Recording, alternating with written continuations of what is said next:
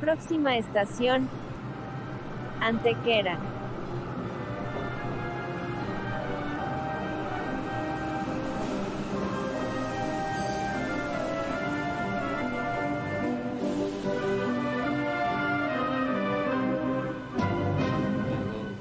Datos históricos, pues vas a hacer puras conexiones erróneas, ¿no? Sí. Entonces, bueno, por ahí. pues vamos a dar inicio a este capítulo.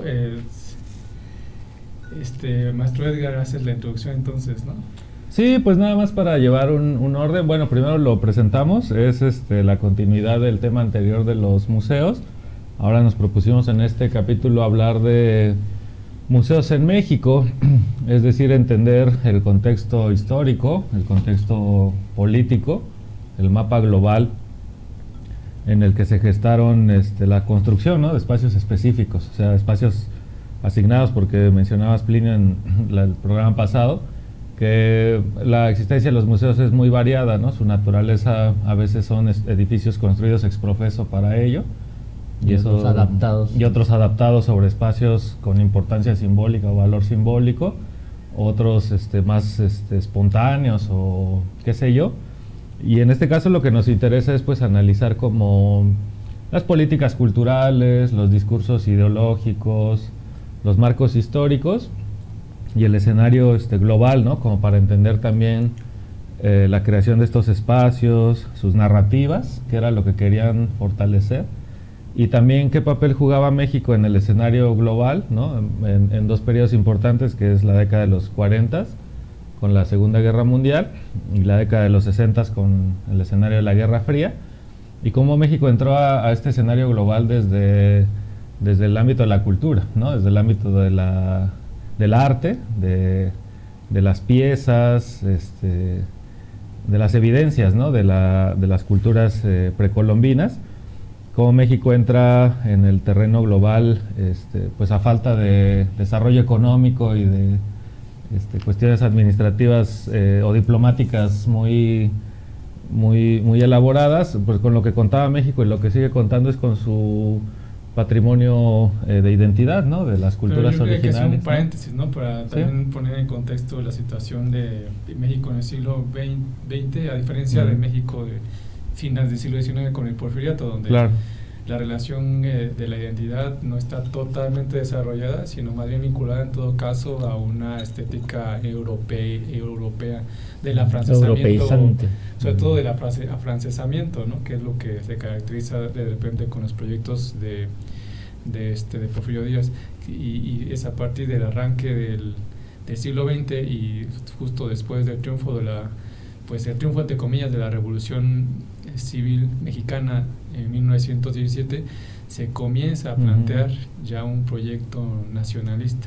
Sí, y modernista, ¿no? Como en la idea del Estado-Nación y además una identidad nacional, homologar las identidades que son heterogéneas, ¿no? Hay una diversidad de pueblos y de naciones que, como dicen algunos teóricos de la resistencia, pueblos originarios que quedaron encapsulados en el territorio denominado México, pero que su origen no es ese, ni tienen una genealogía hispana, ni criolla, ni nada, sino otras identidades, otras culturas, pero que al final de cuentas tienen que negociar, ¿no?, los valores por ejemplo, modernos, ¿no? O sea, también hay que poner en la palestra el tema del mestizaje. Claro. Sí. Que desde ahí parte toda la ideología, sí, sobre todo por revolucionaria los primeros años de los años, o sea, los años 20, sí, con las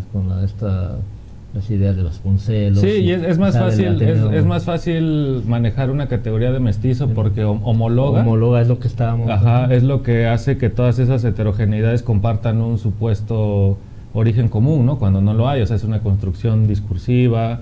Y es lo que vamos a comentar hoy, ¿no?, a base de narrativas, a base de relatos, a base de escoger ciertos eventos y encadenarlos, ¿no?, como en una especie de sucesión o de continuidad histórica que le da como sentido a una cultura o una idea de cultura que se quiere formar.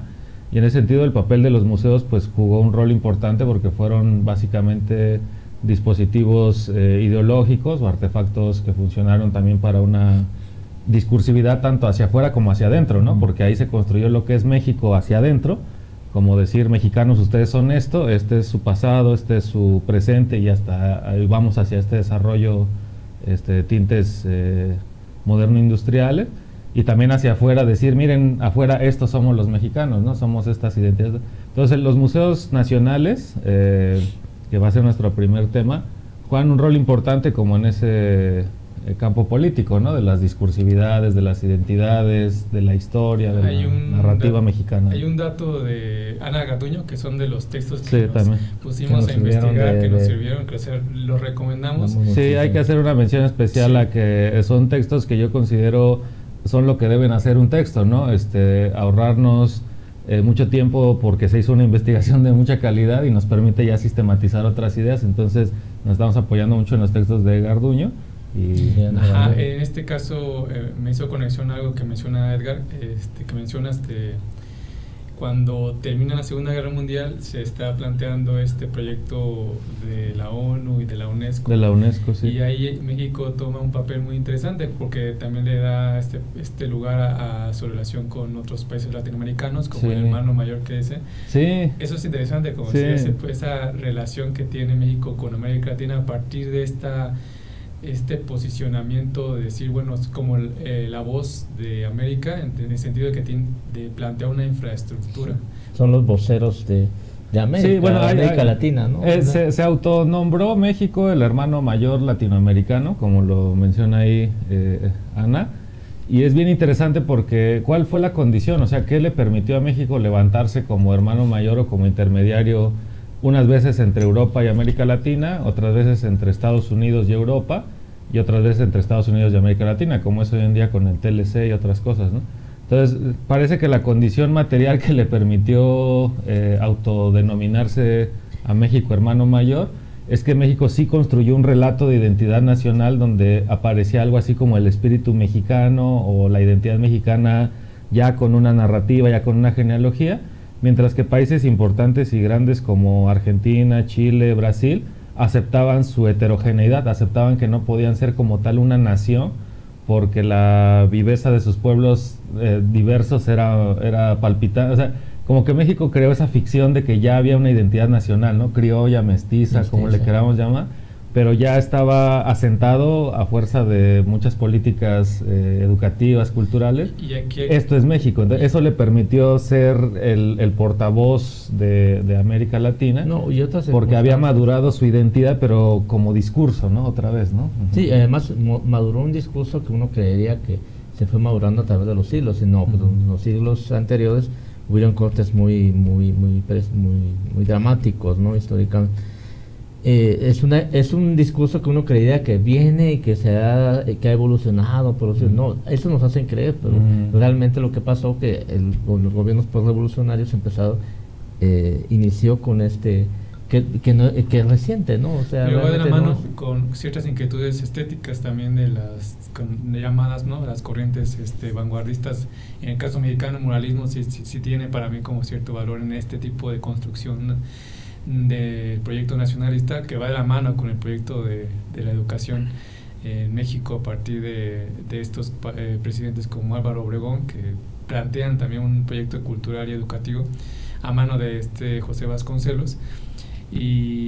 Pero hay como un germen, podemos ver algunos ejemplos, ¿no? De Saturnino Herrán, como un ejemplo de un mexicano de finales del siglo XIX, del periodo simbolista mexicano, donde hay cierta ya inquietud de buscar cierta representatividad local, que en la academia mexicana de siglos anteriores solamente se vinculaba con el imaginario europeo, tradicionalmente con estas características de la clase media alta y con ciertas características estéticas, pero es a partir del siglo XIX con estos artistas, incluyendo a Gerardo Murillo, el doctor Atl, que también es un personaje interesante dentro de estas lecturas de los proyectos museísticos.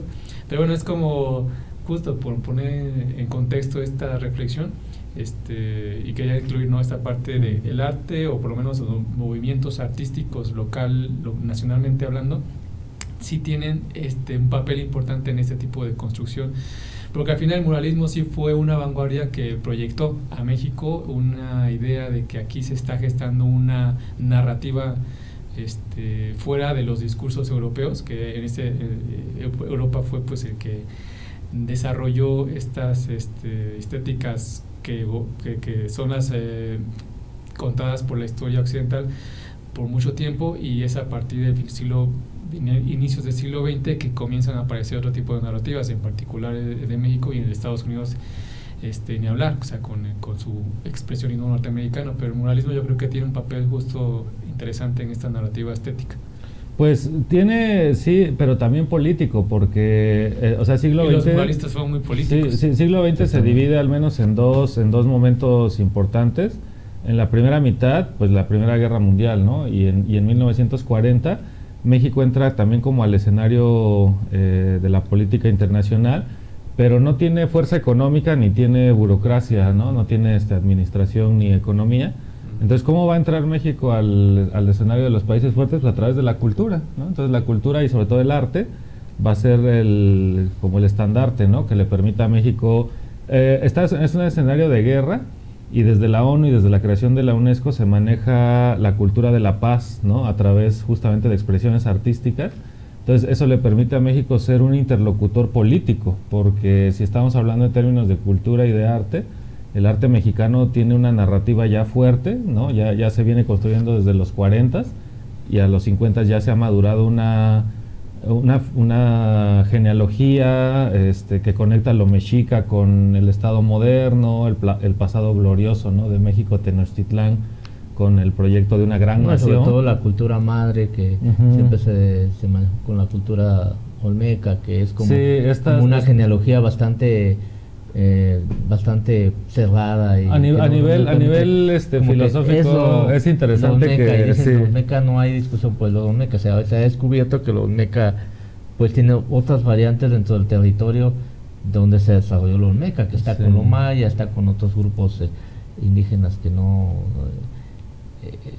aparentemente no tienen una relación con los olmeca, pero el olmeca es así como genérico, dices, bueno, el olmeca nació así como de un...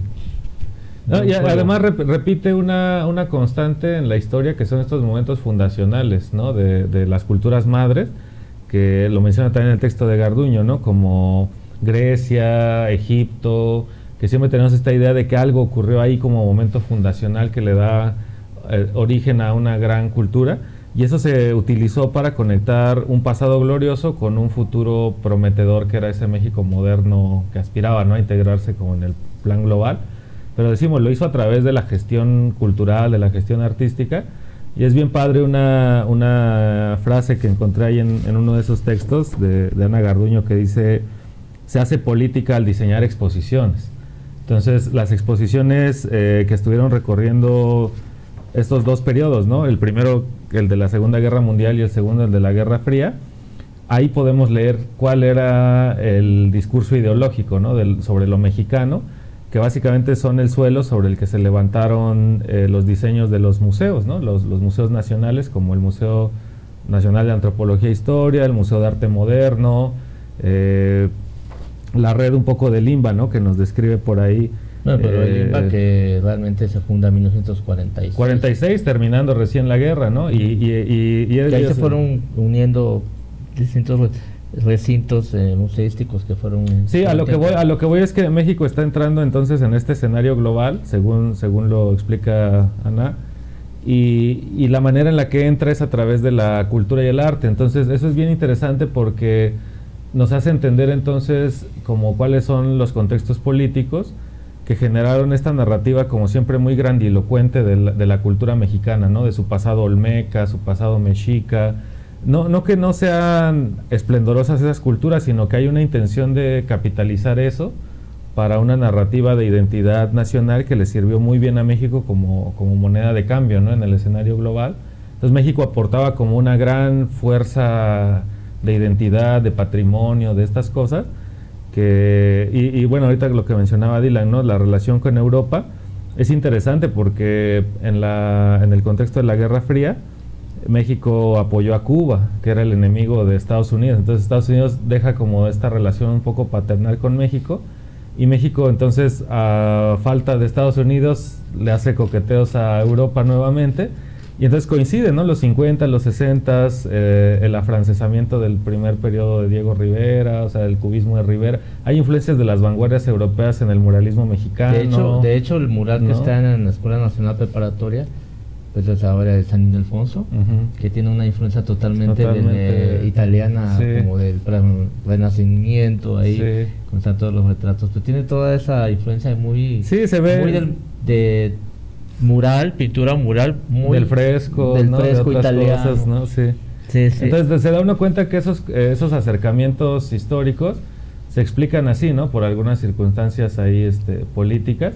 Y bueno, al menos en el caso de México, mencionar algunas, como decíamos, ¿no? Que se hace política al montar exposiciones. Algunas exposiciones... El poder blando, que le dicen, ¿no? El poder blando, que menciona Ana como una cosa muy interesante, un poder que se ejerce desde lo cultural, desde lo estético, desde la diplomática, desde la diplomacia cultural. A recordar ahí, por ejemplo, al personaje que a mí me parece interesantísimo después de estos textos, que no conocía yo ese perfil tan determinante que tuvo, Torres Bodet, ¿no? Jaime Torres Bodet, en su primer periodo en los 40s, en el contexto de la guerra, la cultura de paz, el arte, y luego un Torres Bodet que retorna en los 60s, ya con la creación de los museos nacionales fuertes, y que además es el encargado de diseñar los libros de texto gratuitos. Entonces... Bueno, Fernando Gamboa, que es como viene después de él. Sí, no, él fue... Gamboa está en el Inter, entre el primer y el segundo periodo de Torres, porque Gamboa es subdirector del INBA en los 50, ¿no? Entonces está como él. Pero a lo que vamos es que hay todo un proyecto de Estado-Nación, hay la necesidad de construir un relato, ¿no? De lo mexicano, de todo, y el elemento que va a hacer todo ese trabajo va a ser el arte, el coleccionismo, la narrativa, las exposiciones, la museografía, y eso es lo que explica por qué hay de repente un auge en un sexenio, ¿no? Que es el de López Mateos, entre el 48 y el 62, de un boom de museos, ¿no? Del 58 al 62, un boom de museos. Entonces uno explica que es parte de una política internacional, que es parte de una política cultural, y que obedece a discursos del Estado-Nación, y de un concepto que a mí me gustó mucho, que menciona también, y es un concepto de Tejera Coelho, nacionalismo cultural, ¿no? O sea, crear la noción de nación, no solo a partir de hechos históricos, sino a partir de la cultura. Entonces, Adolfo López Mateos es el que estuvo en la nómina de la CIA, ¿no? De la CIA, como... ¿Eso no sabía? De la CIA? No sabía eso, Adolfo López Mateos, Echeverría... 4 presidentes que estuvieron en la nómina de la CIA. ¿Qué tal? O sea, eso explica muchas cosas, ¿no? Explica a dónde va Echeverría, el interés, ¿no? de cada espacio. Díaz Ordaz y López Portillo. López Portillo, sí, el último. Bueno, a lo que quiero nada más como poner en la mesa entonces es como hoy en día, ¿no? Nos enfrentamos a esto, a que un museo tiene un origen, ¿no? Tiene al menos un contexto que lo germina, tiene un objetivo, tiene un funcionamiento. Una relación con un proyecto de Estado. Al menos en el caso mexicano. En el caso de los museos nacionales es del Estado, porque no vienen los museos de la iniciativa privada. Sí, lo interesante es que es un escenario que domina desde el 46 hasta pues quizás los 70, los 80. El hecho de que hay una política centralista, de un Estado centralista, y además de un Estado-nación en vías de construcción de esta narrativa, ¿no? de la identidad nacional, que por supuesto violenta a muchas otras identidades, ¿no? Que no suscriben a la identidad nacional, pero las usan como un botín cultural. Sí, no, el Estado mexicano va a usar como reserva cultural todo lo que está en mutismo total, que es piezas de arqueología y antropología, o sea, es toda una... van a ser instrumentalizadas, ¿no? Porque no hay voz, entonces los que tienen voz, pues es el Estado. Pero y por ejemplo, ahora que vemos la imagen del Museo Nacional de Antropología e Historia, es lo que vemos aquí a nuestras espaldas, es lo que se ha mencionado, ¿no? O sea, su diseño, su magnitud, su ubicación, pero también su museografía, su narrativa, cómo posiciona a las culturas del sur respecto a las del norte.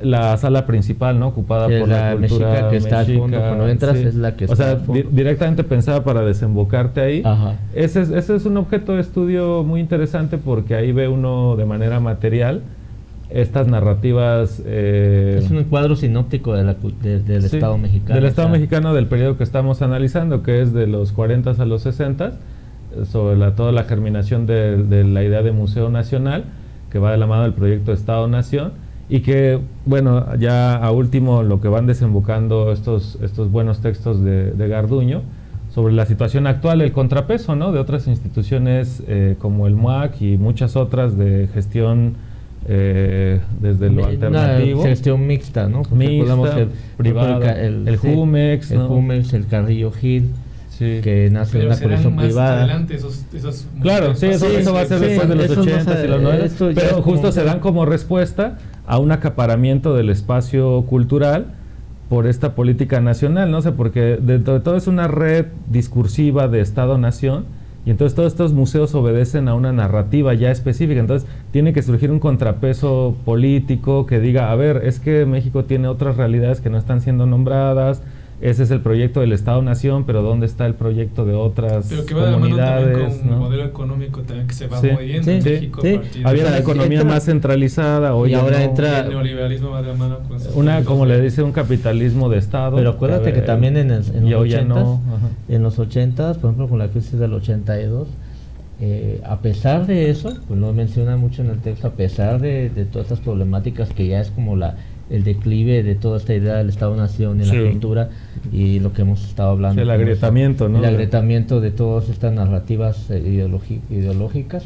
Que aunque están agrietadas todavía hoy, todavía son fuertes, sí, ¿no? Pero mira, se funda en el 82 el MUNAL, que con López Portillo se funda el MUNAL, que es un museo que tuvo problemas para fundarse, inaugurarse y todo esto, pero al final concibió una colección del arte mexicano de varios siglos, ¿no? Sí. O sea, a pesar de toda esa problemática, siguió en su plan como un expansionista de la cultura, ¿no?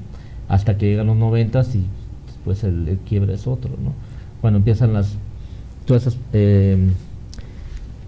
esas problemáticas del coleccionismo, de quién son, de dónde son las piezas que se exhiben, ¿no? Sí, un poco. De quiénes coleccionan las piezas, o sea, no solo de los muralistas, las piezas las obras de Caballete, las y además el criterio de selección, porque mientras dominó la política del Estado-Nación, pues las piezas que se escogían eran piezas que iban de acuerdo a la narrativa. Entonces era un coleccionismo de nación, era un coleccionismo de Estado. Y no costaba tanto sacarlo pero hay que detenernos como en la idea. O sea, al ser un coleccionismo de Estado, no necesariamente era un coleccionismo por valores estéticos, no necesariamente por valores históricos, políticos, sino un coleccionismo por valores ideológicos, en el que las piezas que se escogían, obviamente con un fuerte contenido, son bellas, pues, ¿no? O sea, eso no está en discusión, pero a lo que vamos es que hay un interés específico que nos hace dudar si esa colección y esa curaduría y todo lo que hay alrededor de él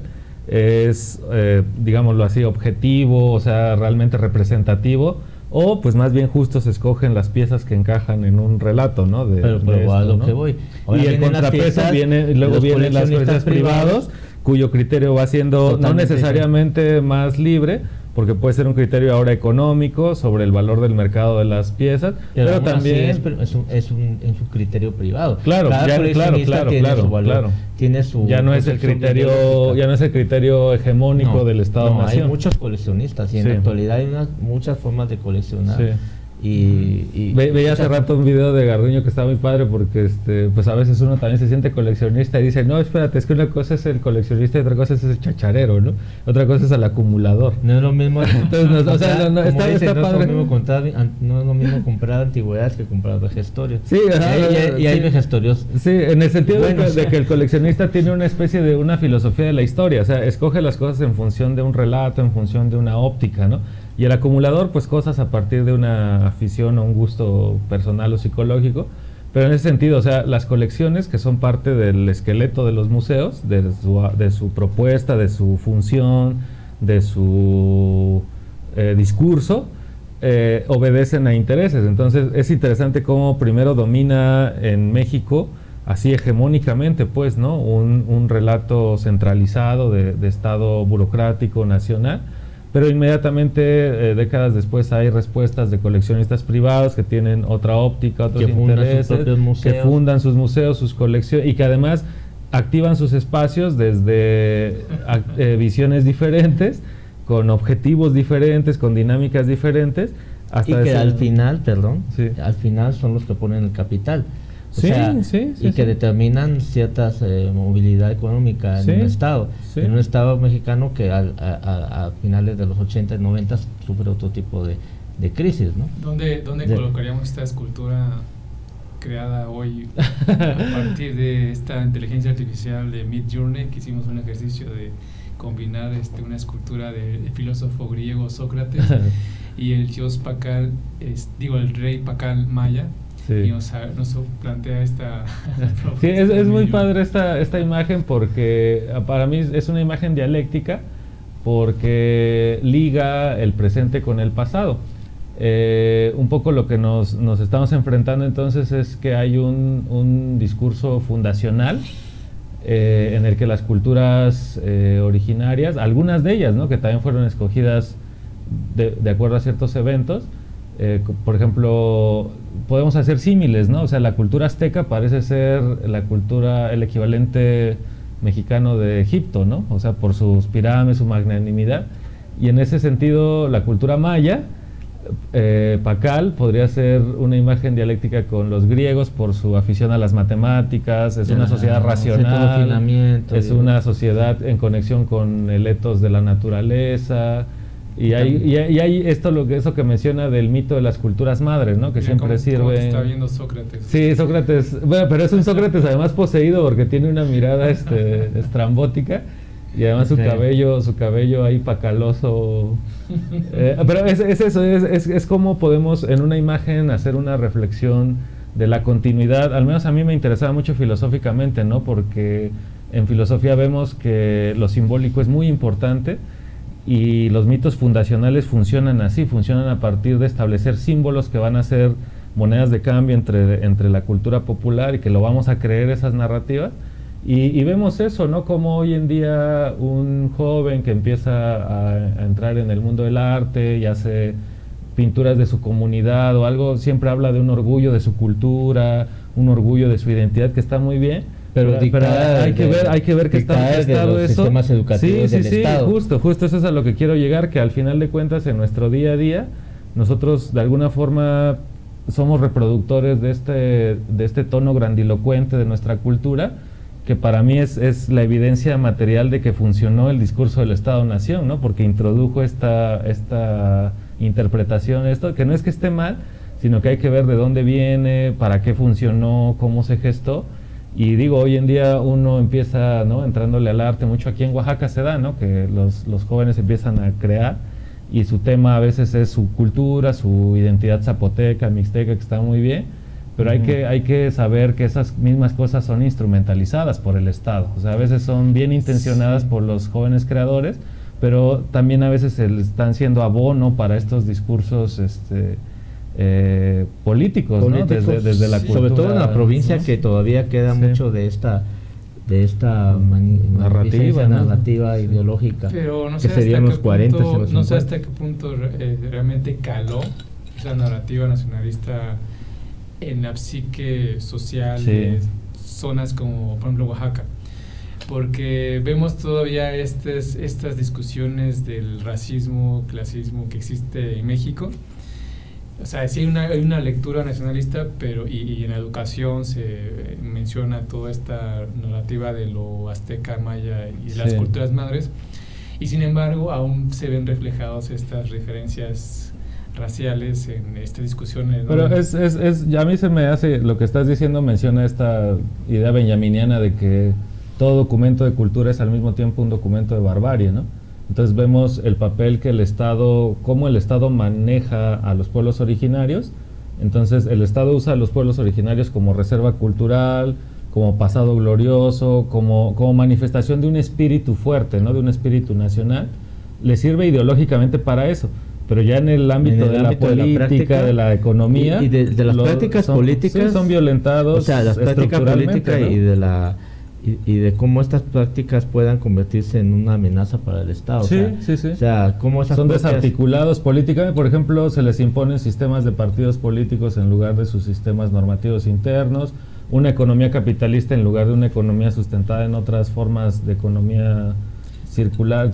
O sea, entonces hay una violencia económica y política, y al mismo tiempo hay una celebración étnica cultural, ¿no? Claro, es una celebración de la imagen, es una celebración superficial de la superestructura, que es la cultura, el arte. Pero muy visual, muy como narrativa muy visual. Evidente, ¿no? Pero entonces los museos quizás de esa época que estamos hablando de mediados del siglo XX, no sería especie de un dispositivos, pero para México verse como una especie de hacia afuera, como la máscara hacia afuera, pero que no sé lo mismo en cuanto a la relación con las comunidades. Por eso los museos comunitarios son como una especie de quizás de respuesta. Es que pero estos museos llegan ya tarde, ¿no? O sea, llegan ya después de los 90 y llegan como respuesta justo a esa reflexión. No creo que lleguen, o sea, no tarde, sino más adelante, pues. O sea, justo creo es cuando se entendió eso. En los pueblos se entendieron que habían sido instrumentalizados y que eso implicaba cómo han sido narrados en las exposiciones internacionales,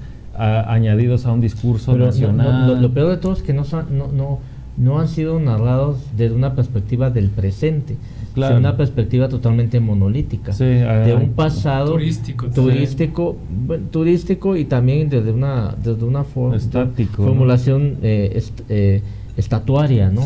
Monumental, o si no es monumental, porque también hay jerarquías dentro del Estado para poder determinar los pueblos de México.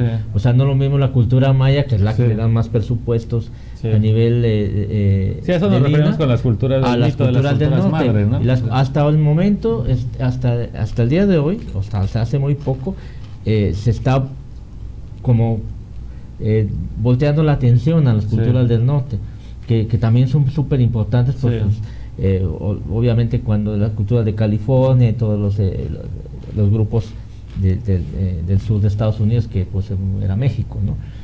Que también tiene una forma muy específica de organizarse y de conformar todas sus... pero bueno, México se fijó mucho en el centro, y el sureste y el sur maya, que pues es que es atractivísimo a nivel... Entonces, hasta el día de hoy está... a eso nos referimos, hasta en esa misma... Es una visión bien sesgada, porque es como escoger a estas culturas, o sea... por sus aparentes logros materiales. Los logros materiales, pues los ves en el área maya, son súper abundantes, ¿no? Más el área del norte los hay, pero bueno, el área del norte como que eran como... Se ve como algo árido, infértil, que no hay mucho que buscar. Nómadas, o sea, aún así hay una serie de... Pero eso ya está como... Quiero creer que está cambiando a nivel de los propios pueblos, que se vieron pero se vieron como instrumentos de intercambio, que ellos ni siquiera les dijeron, pues, ni siquiera negociaron con ellos. Pues esta es la cultura mexicana, el centro de México. Sí, a lo que nos referimos es que hay que ver estos espacios, además, como lo que nombramos de manera abstracta en el capítulo anterior. Los museos, de manera abstracta, habíamos dicho que eran espacios de exhibición, conservación, pero también espacios de investigación, espacios de... Ya cuando nos vamos ya concretamente a la historia de un museo en un estado, en un siglo, empezamos a ver que esas cosas tienen su rostro, ¿no? Entonces, en el caso del Museo Mexicano, o de las políticas que crearon los museos en México, vemos que ese rostro ya va adquiriendo una fisonomía, y uno debe saber eso, que cuando entra uno de estos espacios son construidos bajo una cierta óptica, con un discurso, con un contexto, con una función, con un algo, y no son nada más así de manera desinteresada rescates del pasado, sino que hay esto, ¿no? O sea, hay una intencionalidad, hay una discursividad. Sí, que hay una relación más allá de su función institucional, también una relación con el contexto histórico que produce esos espacios. Y su función simbólica, las cosas que activa, las cosas que desactiva, porque Entonces empieza a crear unas narrativas oficiales, las narrativas o las formas de entender la historia propia, que es una cosa bien rara cuando uno ya empieza a entender que esa cosa llamada historia de México, porque pues cada lugar tiene su desarrollo. Las historias todo, de ¿no? México, las historias y de muchos algún pueblos, dicho ¿no? tan sonado que siempre es, pues es que esto no es México, son muchos Méxicos, O al ni menos siquiera que ni se siquiera se identifican identifican con- con el centro, o sea, hay que ver eso también, y obviamente los discursos ideológicos están determinados. Y yo creo que a eso obedece lo que dicen ahora, ¿no? Bueno, eso está en el corte de caja del tiempo, 60, 70, pero justo va a haber respuestas, ¿no? Y van a haber museos, precisamente, que van a utilizar la institución museo, la arquitectura, el dispositivo museístico para hacer una contranarrativa, ¿no? A las políticas del Estado-Nación centralizado. Va a haber un auge del INBA como red cultural, y además me gustó mucho el concepto de galería nacional, ¿no? O sea, el INBA como galería nacional. Una galería tiene una editorial, ¿no? Tiene un enfoque, tiene una visión. Y cuando piensas en el INBA como una red, pero nacional, dices, claro, ha establecido políticas, o estableció, ¿no? Hasta los 70s, 80s, políticas culturales homologadas, bajo perfiles específicos. Y hoy en día las otras voces están reclamando su lugar, ¿no? Como decir, mi narrativa es otra, se está desafiando, o ya tiene tiempo, pues, no es nuevo, ya tiene unos 50 años que se desafían estas narrativas, pero lo interesante es cómo hoy, en el 2023, estos discursos de nacionalismo cultural, vemos al mismo tiempo su caducidad y su vigencia, ¿no? O sea, al mismo tiempo, o sea, por un lado, fuertemente criticados, mostrando sus contradicciones, sus violencias del Estado-Nación, pero por otro lado sigue un fortalecimiento, ¿no? Desde el sistema educativo, desde las políticas culturales, a quién se le asignan presupuestos. Entonces, quisiera saber qué va a pasar con el Museo de Antropología, por ejemplo. ¿Va a ser un museo del museo? Eso está bueno. Eso está, o sea, sí. Va a llegar un momento en el que a veces me pongo a pensar de cómo ese edificio, su narrativa y todo lo que ya hemos analizado respecto a los recintos arquitectónicos, sus intenciones en determinada época, llegan a un momento de caducidad. No, porque lo que ha mostrado el sistema es que sus crisis las aprovechan, ¿no? Entonces, cuando hoy se agrieta el concepto de Estado-Nación, lo que hace el Estado-Nación, como todo sistema moderno, es adoptar esa contradicción e integrarla dentro de su narrativa. Entonces, lo que yo creo que puede pasar es que el INA empiece a abrir alas de arte contemporáneo, quizá en un futuro o algo, y de alguna manera las va a integrar también en una narrativa lineal de que eso es la continuidad de otra cosa. O sea, como que eso no va tiene la capacidad, tiene la capacidad de absorber, ¿no? Porque no creo que vaya a pasar. O sea, el Estado mexicano, o lo que se cree que es el Estado mexicano desde que se formó como una ideología ahí después de la Revolución,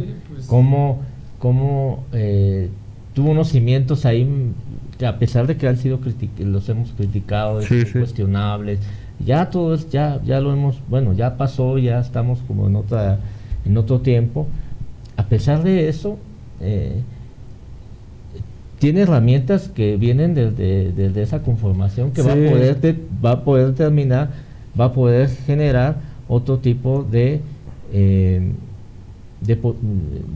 generar otras posibilidades de los grupos que en ese momento fueron totalmente que no tenían voz de ningún tipo, ¿no? Y ahora está como generando otras discusiones, no sé si... Sí, a eso me refiero con lo interesante que se me hizo el personaje de Jaime Torres Bodet, porque además de ser diplomático cultural, como lo fue en su momento Rosario Castellanos o Octavio Paz, intelectuales, ¿no? O sea, artistas que son parte de un movimiento, en el caso de Torres Bodet, vanguardista en el escenario artístico mexicano, y que además se desenvuelven en escenarios diplomáticos, pero desde otra vez el terreno de la cultura, pero que tienen la capacidad de diplomacia política con personajes muy fuertes, ¿no? O sea, presidentes, jefes de Estado, directivos creo que fue directivo de algún organismo muy importante de la UNESCO, ¿no? El único latinoamericano que lo ha logrado, y en 2 ocasiones.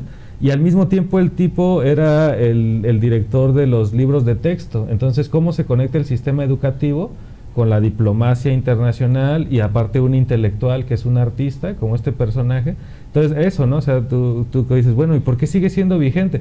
Porque no es una cosa que funcione sola, ¿no? Está articulado ese discurso con sistemas educativos, pedagógicos, discursivos. Por ejemplo, Camarena, que es como uno de los muralistas poco mencionados cuando uno habla siempre de Siqueiros y eso. Es hermano de Camarena, el inventor, ¿no?, de la televisión y que tiene negocios. O sea, no que esté mal, sino que el escenario es así, ¿no? Es un escenario de relaciones. Es el autor de La Imagen, que ilustró los libros de texto gratuito por varias décadas, ¿no? Sí, y por ejemplo, uno cuando viaja a la Ciudad de México, pues el escudo nacional, ¿quién fue? Ese no recuerdo. Que hay también, no sé, por ejemplo, un destino inevitable es el Museo del Palacio de Bellas Artes, y pues ahí encuentra uno el cuadro famoso de Rivera, ¿no? Y otros de Siqueiros y Orozco, los 4 grandes. Los 3. Y Tamayo, ¿hay Tamayo? Hay Tamayo. Él está reducida su visibilidad ahí. Y uno espacio grande de Camarena, ¿no? Que es como un tipo ahí interesante. Pero bueno, a lo que voy es eso, o sea, estos personajes que de repente tienen dobles o triples funciones en el Estado-Nación, así explica uno la continuidad de algunos discursos, ¿no? Porque hay una conexión con sistemas educativos, con sistemas de medios de comunicación, de radio, televisión, etc. Entonces está articulado, ¿no? Como este discurso con muchos lugares, y por eso es que uno ve tantas contradicciones, ¿no? De que se cuestionan pero siguen vigentes, de vez en cuando resucitan, vuelven a tener exposiciones y la gente va, la narrativa sigue estando como de manera inconsciente en muchos jóvenes creadores, ¿no? El orgullo nacional, el orgullo identitario, el patriotismo, el nacionalismo cultural. ¿No? Se cuestiona, claro que se cuestiona, y siempre que se cuestiona se polariza, y hay quienes defienden, ¿no?, como el nacionalismo, otros que lo critican, y bueno, en esos escenarios surgen estos dispositivos, ¿no?, de exhibición que son los museos, y en el caso mexicano pues va muy ligado a una política de Estado-Nación con sus características particulares, y pues hay una respuesta ya, ¿no? Después, en la década de los 90, de los 2000, espacios como el MUAC, que aparece ahorita la imagen ahí atrás, fundado en el 2008. Fundado en el 2008. En 2008, pero que también hay una relación entre el MUAC y el Museo de Antropología, no porque se parezcan en ningún sentido, sino porque como que inauguran cierto dispositivo ahí, tanto de archivo como de conocimiento, de exhibición. Un museo hecho es profeso para eso, en el caso del arte contemporáneo, que estaba ahí como todavía entre el Museo de Arte Moderno, que el Museo de Arte Moderno y el Tamayo, el Tamayo no se fundó con esa idea, sino que la colección Tamayo y después se volvió un museo de arte contemporáneo. Pero por ejemplo, en hay otro texto muy padre de Garduño, el que toca la red del Limba, y hacia el final menciona los contrapesos, o sea, cómo justo es una respuesta el MUAC a la política del Limba, porque el Limba pues surgió dentro del discurso del Estado-Nación. También de crear un coleccionismo propio. Sí, justo. El MUAC tiene su justo. La idea es esta, como el Limba surgió como política nacional, o sea, el Limba es un brazo, es el brazo cultural del Estado-Nación, no es del todo independiente y crítico. El Instituto Nacional de Bellas Artes. Es la parte cultural, es la parte cultural de la política del Estado-Nación mexicano. En ese sentido, tiene limitantes ideológicas que fueron limitantes, por ejemplo, para su colección. Como su narrativa era la del Estado-Nación, su criterio era ideológico y no era estético, no era crítico, no era trascendente, sino era muy específico.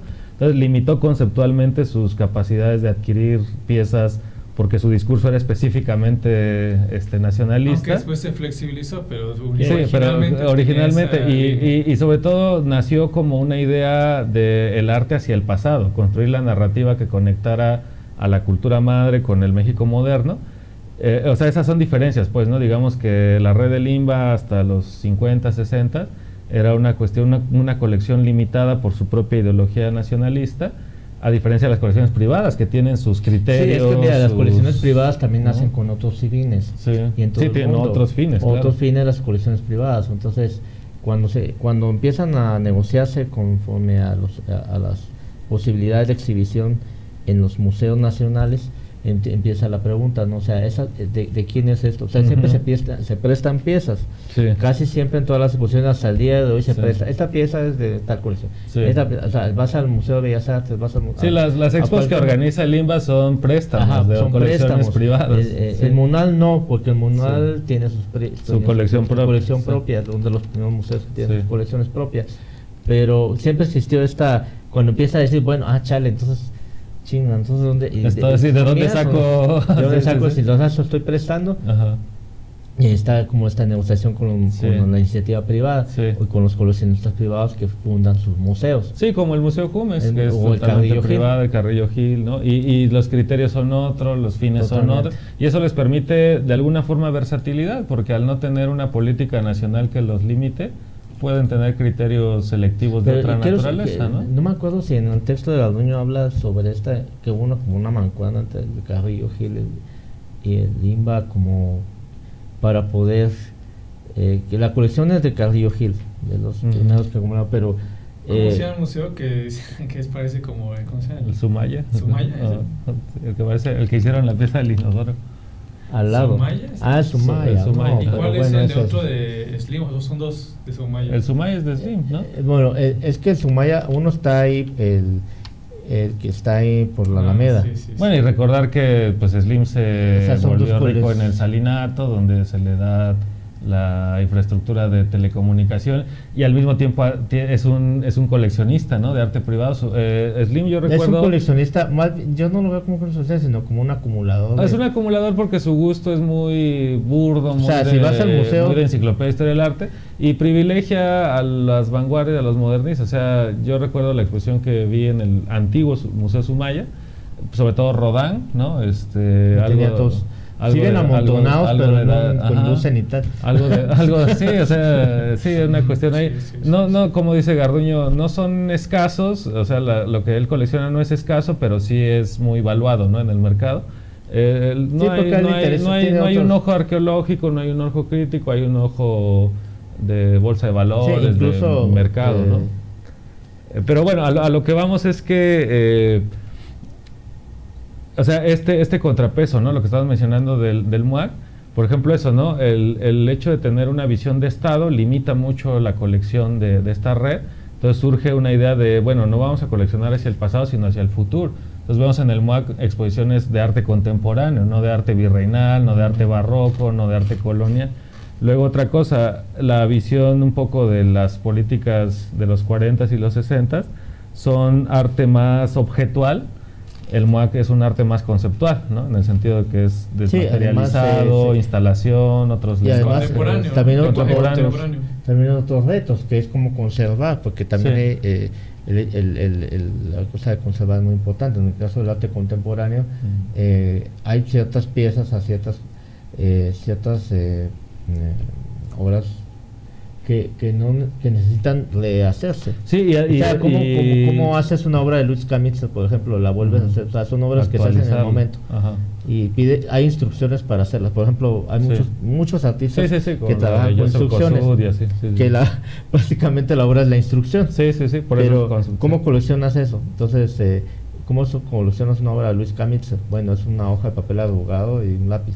Pues le tienes que introducir una narrativa, un marco conceptual. ¿Qué es registro? Ya va a ser ahora registro. Fotográficos, performance. En el caso del Exterés Arte Actual, que te fundan en el 93, que empezó como el espacio del performance y todo eso. Sí, a lo que voy es que esos contrapesos, ¿no? Porque se vio que la institución de mediados del siglo XX en México era ya superada, ¿no? Ya había otros conceptos, otras dinámicas. Por ejemplo, la colección prestada de estas, pues el MUAC tiene su colección propia, ¿no? Ya no va a ser se supone prestado. Que justo una de las principales diferencias entre esos espacios de, por ejemplo, el Exteresa o el Laboratorio Arte Alameda, pues es que no son museos. Y los museos sí tienen esas características ¿cómo se llama? De preservación de colecciones, y esas son características que se supone que debe mantener para que el estatus de museo se además el MUAC, por su naturaleza ideológica, activa otras funciones, ¿no? Por ejemplo, hay debate, en el sentido de que hay mesas de debate cuando hay exposiciones. Es un espacio en el que se puede dialogar o interpelar o comentar al autor, a diferencia de un protocolo de una inauguración que uno ve en un museo tradicional, donde se corta un listón, se dan canapés y vino, y haces un comentario que también es interesante a nivel de cuchicheo, de manera en corto con el artista o con los personajes involucrados, pero ahí en el MUAC se le da más un sentido académico público, de debate público, y eso es interesante también porque está activando otro museo que no menciona es el Chopo. ¿Sí lo menciona? No menciona. El Chopo. Este es interesante también. Es interesante porque no sé, no logro saber cuál es. Yo siento que como parte de la no es una colección. Es de parte de la red de la UNAM, entonces tiene también una visión académico-crítica. Es como lo de fue el MUCA Roma, ¿no? Tiene yo creo una perspectiva, una genealogía más sociológica, más alternativa, pero sobre todo académica, no tan underground, sino lo underground, pero visto desde un rayo académico, ¿no? Sí, pero academizado. Sí, academizada, totalmente higienizada. Higienizada, porque acuérdate que está el mercadito. Además, las propuestas por regular están vinculadas a estéticas underground o como propuestas. Claro, lo que digo es una narrativa que puede negociar con las dos partes, con la parte espontáneo, underground, y con la parte formal de investigación, ¿no? Pero a lo que vamos que eso, ¿no? Las visiones y las tareas con las que nace un museo expanden o limitan sus funciones y su impacto, ¿no? Por ejemplo, en el caso de un museo nada más al servicio del Estado, va a tener ya un diseño en su criterio de colección, en políticas de exhibición, conservación, y un museo con un interés un poco más liberal o crítico, pues va a tener otras funciones. Entonces, eso es lo interesante, que vayamos analizando cómo funcionan los espacios, qué cosas activan, qué cosas desactivan, todo eso, pues ¿no? Es lo interesante de la red del Museo de México. Bueno, por lo menos que nosotros seguimos hablando como del centro, ¿no? Sí, de la Ciudad de México. Bueno, es lo que estamos hablando ahora. No estamos la mayoría. Pero es que obedece a eso, obedece a una narrativa centralista. Totalmente, también, ¿no? Teotihuacán. Sí, Teotihuacán centralizada. Yo hoy digo, les tenemos pendiente, pues, pero más adelante vamos a mencionar todo lo marginal, lo outsider, lo alternativo, lo disidente, con lo que queramos llamar. Pero así va la historia, ¿no? Esa es la historia. No sé si pudimos articularla de una manera, pero bueno, por lo menos intentamos plantear como ahí las pero a lo que yo quiero llegar es cómo, a pesar de que critiquemos esta institución que tiene sus cosas, dice sí que la identidad mexicana, que todo es una falacia, que al final todo es una serie de propuestas ideológicas que ni siquiera se entera el pueblo, que solo ve como que tras bambalinas, o sea, lo que se sucede tras bambalinas del poder. No sé si sea todo falacia, sino al final es una narrativa. Es un relato. Los relatos son falacias. Sí, todos los relatos son falacias. Pero te digo, a pesar de todo esto, la red del museo, el INBA y todo esto, pues conforman un cuerpo importante de la cultura. No sé, ignoro qué pasa en Brasil, qué pasa en Argentina, qué pasa en Chile. Quisiera saber, al menos hay una infraestructura, ¿no? Sí. Es que justo es una de las ventajas de México, que la infraestructura de México es más fuerte que en otros países latinoamericanos. Pero hay que ver si esa infraestructura sirvió para fíjate que emancipatorios o más bien platicando con hegemónicos, ¿no? sobre esto hace tiempo, no con las personas, me decía, no, es que Brasil incluso tiene mucho más, me dijo, no sé si fue coleccionistas o museos, como una red de coleccionistas mucho más fuerte, ¿no? Es que el coleccionismo es otro tema, porque tiene que ver con el capital. No, pero siempre va a ser. Me refiero a que es otro tema en el sentido de que es un tema muy grande. Muy grande, pero entra en Claro, va de la mano con el funcionamiento y la visión de un museo. Obviamente ignoramos qué pasa en Brasil, tenemos que como incluirnos más como en el sur, pero el caso de México, por ejemplo, si no ahorita el caso de México es sui generis en muchos aspectos. Por ejemplo, en el caso de México, los coleccionistas, algunos sí han prestado sus piezas a exhibiciones de Limba y eso tiene sentido, así adquiere la pieza mayor valor social, cultural, histórico, porque recorre más lugares, o sea, es una inversión, ¿no? Pero a lo que voy, el coleccionista en México presta o prestaba, pero hay unos que dudan de la capacidad o de la integridad del Estado mexicano y prefieren dar sus colecciones a privados, ¿no? O sea, no quieren que caigan sus colecciones en exhibiciones del Estado. Entonces los coleccionistas también son una pieza importante en la política discursiva. Muchas exposiciones del MUNAL que he visto que hacen como en los últimos años estuvo antes, por lo menos antes del COVID, estuvo muy de moda hacer como diálogos con el pasado, hacer exposiciones, proyectos curatoriales que implicaban actualizar temas del pasado. Claro. Y pues las colecciones, pues siempre ahí está, pues colección tal, colección Lo que tal, pasa es que el coleccionista también, si compra piezas del pasado, no arriesga monetariamente tanto, porque ya hay una narrativa de historia del arte que le da su lugar. Por ejemplo, compras un Rodin, un Picasso, como hace Slim. O sea, una escultura de Dalí difícilmente va a caer, a devaluar, pero compras una pieza de arte contemporáneo y depende un poco cómo va a ser. Planteó otra estrategia diferente. Sí, o la otra es comprar arte contemporáneo, pero también pues, meterle una cosa del arte levantar al artista. De la colección Jumex, que hace poco salió un texto, hace como 2 años, de que todos reclamaban, incluso los artistas y reclamaban de por qué la colección Jumex ya no tenía, o sea, ya no adquiría piezas de arte mexicano, que ya prefería comprar arte internacional, que pues ¿por qué? Por ejemplo, la libertad de, por ejemplo, una galería, por ejemplo, todos estaban así como, ¿cómo? Ya no puedes apostar ya son piezas prestadas.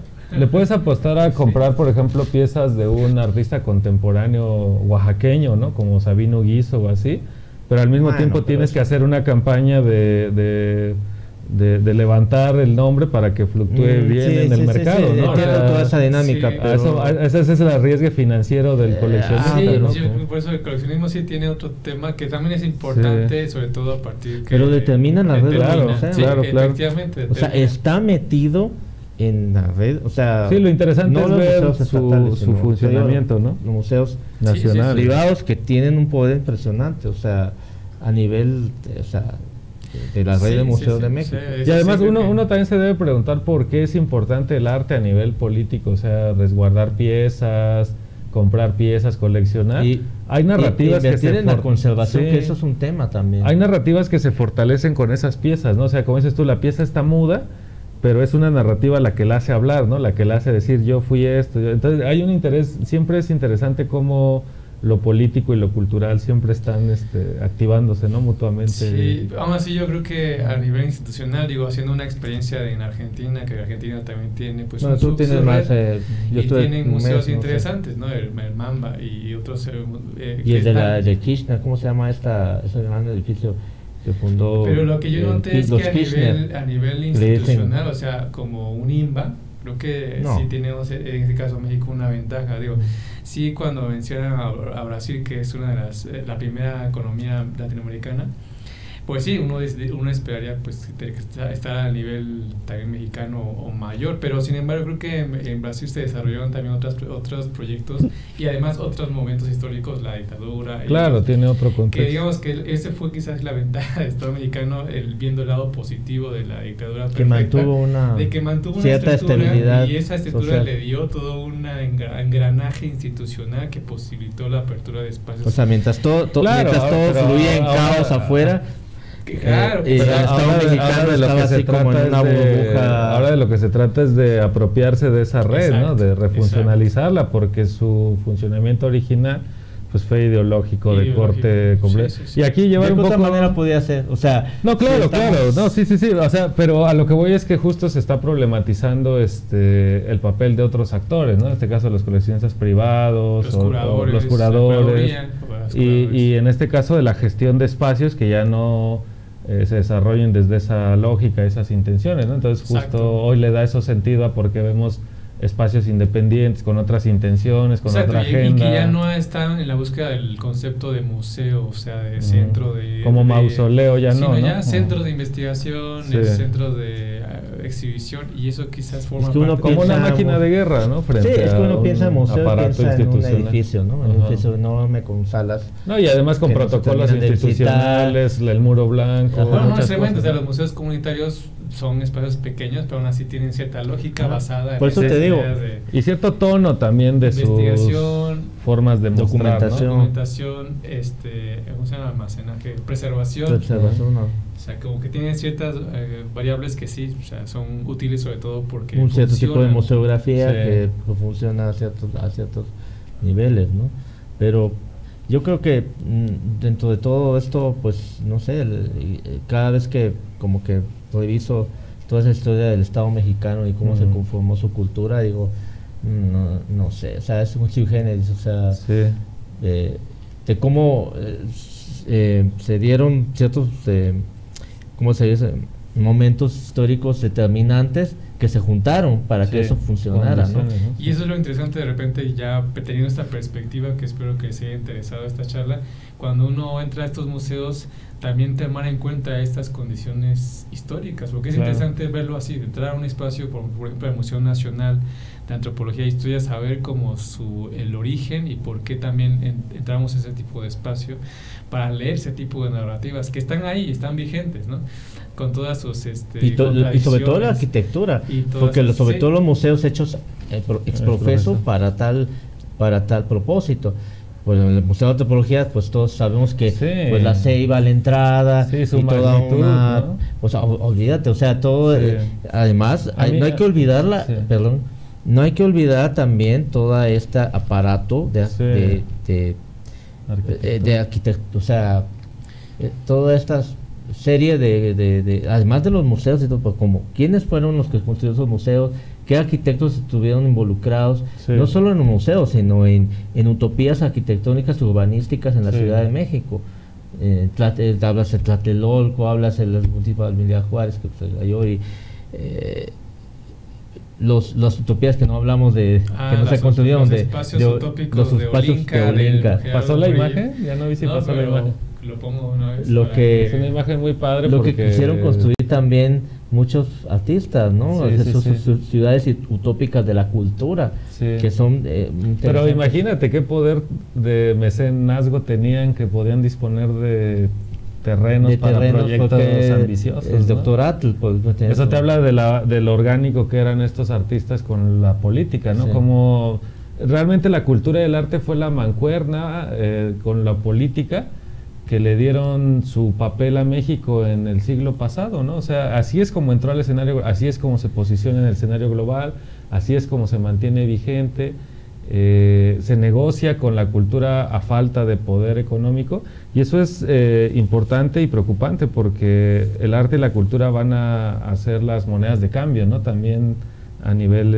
económico, político, y bueno, ahí un poquito pues aprovechando el comentario, un poco por eso la vigencia del marxismo cultural, ¿no? De esta área de la filosofía que estudia lo político, pero desde lo estético, desde lo cultural, desde eso que parece que no tiene relación con el poder blando, como ¿no? Lo menciona Ana. No, y al contrario, es el poder, ¿no? Es el poder blando. O sea, me refiero a que no tiene aparente relación con el poder, pero resulta ser ese poder blando, amable, espiritualizado, ¿no? Del arte.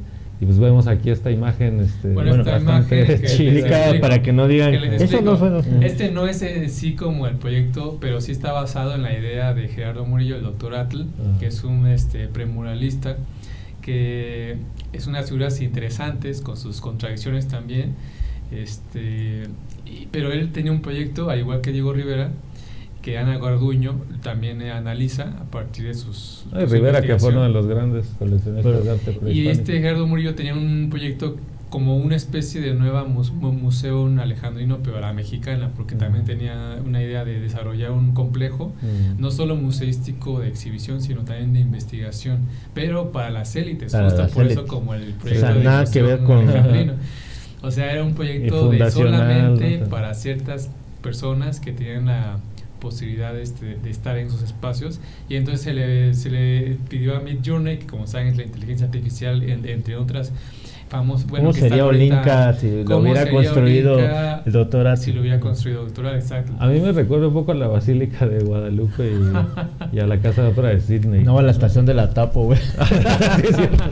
Sí, no, o al auditorio Guelaguetza, al techo de, no, pues, de plástico de Guelaguetza, ¿no? Con ya así va a ser el Guelaguetza. Oye, sí, toda la pirataria. Ya no es un calzón, sino. Pero bueno, esta es solo una de las propuestas. Al final tiene varias propuestas el Midjourney, pero bueno, es como también hablar de esos no museos que quedaron como planteados como idea, pero que estuvieron ahí en un momento que se pudo haber desarrollado, pero y que como sola idea ya vale como documento, porque se entiende en qué estaban pensando, quiénes los apoyaban, hacia dónde iban sus intenciones. O sea, los mismos presidentes lo apoyaron y dijeron, pues sí, tú no busca lugar, tú di dónde y ya. Como idea ya es valiosa en sí, y lo bueno de la inteligencia artificial es que vemos la imagen. Fue Plutarco, ¿no? Plutarco de Díaz Cádiz, pues fue sí, ¿no? Porque ya después vino Lázaro Cárdenas. Lázaro Cárdenas no le iba a jamás decir que sí a eso, ¿no? Pero yo creo que sí fue después, porque ya estaba como más grande el Atl ya para sus sí, épocas, no, porque en unos 50 años es cuando empezó. Pero ya al final ya no, como que ya decían, pues ya decídete dónde lo quiere construir, porque no se decidía. Sí.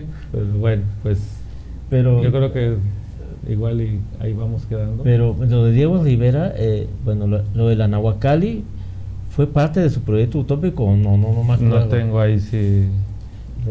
Pues ahí lo que sí tenía otra idea más amplia, pero fue como la Nahuacalli lo que se pudo concretar. Ajá, pero él quería algo más, pues sí. No sé si ahí mismo. Sí, yo sí no sé si fue ahí mismo.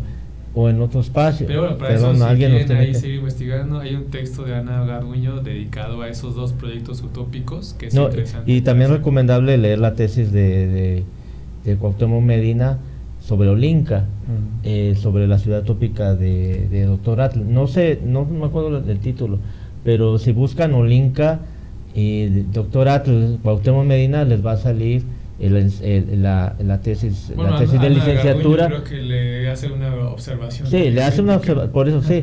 Pero si quieren pues investigar la tesis, pues la de Cuauhtémoc Medina. La misma Ana Garduño ahí menciona esa tesis porque dicen, sí, me basé en la investigación de Cuauhtémoc Medina en su licenciatura de historia. De hecho vamos a poner los links abajo del video para que se vayan directo al link. Esperemos que nos acordemos. Sí. Pero si no, Ana Garduño creo que es una buena referencia a este tipo de investigaciones en torno a los museos, para un comienzo, ¿no? Hay mucho, o sea, no es solo Ana Garduño, sino hay, bueno, ella pues ahí tiene muchas referencias ahí, muchas citas a donde ir. Sí, hace la documentación. ¿no? Es muy padre, muy importante. Para iniciar. Pero bueno, entonces creo que pues estuvo interesante la plática a partir de esta nueva temporada sobre espacios institucionales o espacios de arte. Arrancamos con museos, pero queremos desarrollarlo como un inicio y después enfocarnos justo a otras áreas que tienen que ver con los espacios del arte e incluso después hacer derivaciones hacia estas figuras de coleccionismo, curaduría. No se acaba el tema, pero galería, taller. Exacto. Pero tratamos de darle cierto orden a esta estructura para no perdernos, pero igual también se puede dar, o sea, tampoco somos tan cerrados en ese sentido. Pero bueno, cualquier cosa, cualquier comentario que quieran compartir o quizás compartirnos también a partir de una sugerencia de un programa extra o faltó tal cosa, o sea, tampoco comenten, o sea, digan, y bueno, faltó tal y tal tema, ¿no? Hacen porque algunas veces sí nos facilita también entender cómo lo están aprovechando, cómo lo están consumiendo, cómo lo están gustando, o también nuestros fallos, como el capítulo anterior que tuvo un fallo de audio, no es tan grave, pero sí como que afecta hasta en las mejores familias. Y bueno, pues agradecemos su paciencia para también estar en estos espacios y seguirnos y suscribirse y también compartir. Este proyecto es así, de tres amigos que queremos mantener esta dinámica y seguir investigando o compartiendo sus puntos de vista y también sobre todo enfocarlo al mundo local, pero bueno, también teníamos que hablar lo nacional y en más adelante queremos ya relacionarlo más a lo local, que hay muchas cosas que también abordar el tema de los museos en lo local, Pero bueno, entonces esperemos que les haya gustado. Nos vemos para la próxima. Saludos, like, o comentario y compartir, por favor.